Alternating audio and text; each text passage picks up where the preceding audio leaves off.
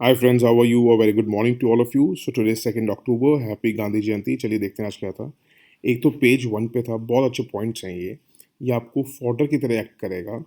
जैसे हम देख रहे हैं आजकल, आपने देखा होगा गोरखपुर में एक बिजनेसमैन को मार दिया गया जो कानपुर से थे, गुप्ता जी। फिर आपने तमिलनाडु के केस में देखा था जहाँ वो बाप बेटे थे, मोबाइल शॉप ऑनर, उनको मार दिया गया था अंडर कस्टडी। और ड्यूरिंग लॉकडाउन भी हमने बहुत देखा है कि मैन हैंडलिंग हुई है सिटीजन्स की, बाय पुलिस, बाय प्रशासन, चाहे कुछ भी कहो आप। तो देखिए, आपको अगर ऐसे क्वेश्चंस आते हैं तो देखिए, डिटेल में तो कहीं ना कहीं एडिटोरियल में आता रहेगा, विल डिस्कस इट। बट कभी कभार क्या होता है कि कुछ बड़ी हस्तियां कुछ बोल जाती हैं, तो उसके उनकी कोट करके ना आप उसको हाईलाइट कर सकते हो। जैसे इस केस में चीफ जस्टिस ऑफ इंडिया जो है एन वी रमन्ना, उन्होंने कहा है कि वो चाहते हैं कि स्टैंडिंग कमिटीज़ बना दी जाएं जिनको हेड करे chief justice of high court, ताकि वो इन्वेस्टिगेट कर सके कंप्लेंट्स जो उनको सिटीजन से मिलेगी या कॉमन मैन से मिलेगी, of the atrocities committed by the bureaucracy, specially police officers. तो ये पॉइंट लिख के ना आप उसको हाईलाइट कर सकते हो। तो आप उनको पता चल जाएगा कि हाँ, ये अवेयर है बच्चा, जिसको पता है कि लेटेस्ट क्या बड़े बड़े लोग बोल रहे हैं उस केसेस को लेके। ठीक है, उस पर एक पेज 1 पे था। इसमें नोट डाउन करने वाली बात नहीं है, बट थोड़ा सा फॉर्डर है कि सुप्रीम कोर्ट के जस्टिस ने फार्मर्स से पूछा है कि माना आपका राइट है प्रोटेस्ट करने का, बट जो लोग हैं वहाँ रह रहे हैं या जो लोग वहाँ से ट्रैवल करते हैं, उनका भी राइट है कि वो पब्लिक रोड्स यूज़ कर सकें, और फ्री मूवमेंट का उनका भी राइट है। आप जहाँ पे प्रोटेस्ट कर रहे हैं, क्या आपने वहाँ पे आसपास जो रहते हैं सिटीजन्स, उनकी परमिशंस ली हैं? या आप जिस जगह पे ब्लॉक करके बैठे हैं नेशनल हाईवेज, उनके आसपास रहने वालों की परमिशन ली है आपने लोगों की? माना आपका प्रोटेस्ट का राइट है, बट उन लोगों का भी राइट है कि वो पब्लिक रोड्स यूज़ कर सकें, और बाकी हिंदुस्तान के सिटीजन्स हैं जो वहाँ पे मूवमेंट कर रहे हैं, उनका भी फ्री मूवमेंट का अधिकार है। और फार्मर्स ऑर्गेनाइजेशन से उन्होंने ये भी पूछा है कि जब लॉज को जब जो लॉ है, ये फार्म लॉ अंडर चैलेंज है या सब्जुडाइज है इन द सुप्रीम कोर्ट, तब भी क्यों आप अपना प्रोटेस्ट चालू रखें? इसका मतलब आप अगेंस्ट जुडिशरी जा रहे हैं। तो ये थोड़ा सा फॉर्डर था, इसमें भी कुछ आप नोट डाउन कर सकते हैं इसको, जब भी आप फार्म लॉज की बात करें कि सुप्रीम कोर्ट डेली डेली क्या कह रहा है इसके बारे में। उस पर देखिए, एडिटोरियल पे गांधी जी के बारे में था। देखिए, और 2 अक्टूबर आते ही गांधी जी याद आने लग जाते हैं, 15 अगस्त, 26 जनवरी आते ही हम लोगों को इंडिया याद आने लग जाता है, हम पुरानी स्टोरीज पढ़ते हैं। बट देखिए, हर बार उसके नोट्स मत बनाया करिए। कब बनाने की ज़रूरत होती है? जब कोई लेटेस्ट कंट्रोवर्सी हो या कोई ना कोई इशू क्रिएट हुआ हो।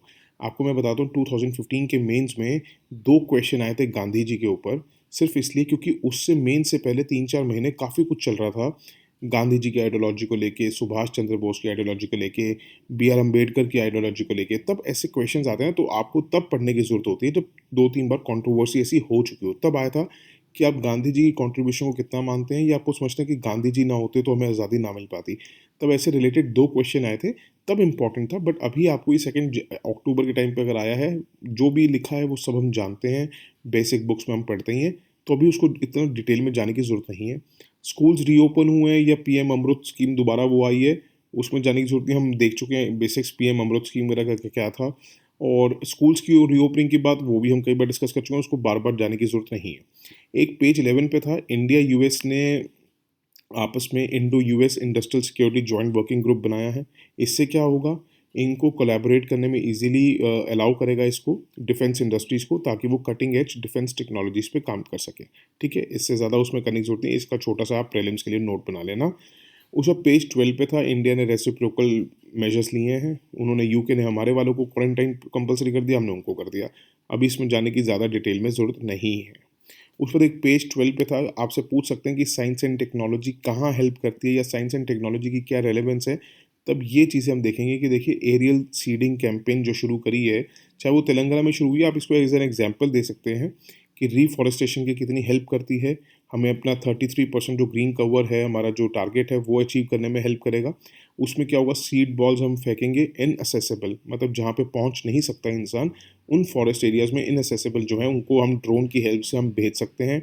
उस सीड बॉल का मतलब क्या है? उस सीड बॉल में एक क्ले के अंदर वैरायटी ऑफ सीड्स डाल दी जाएंगी along with organic manure and fertiliser, और वो ड्रॉप कर दी जाएंगी। उससे क्या होगा?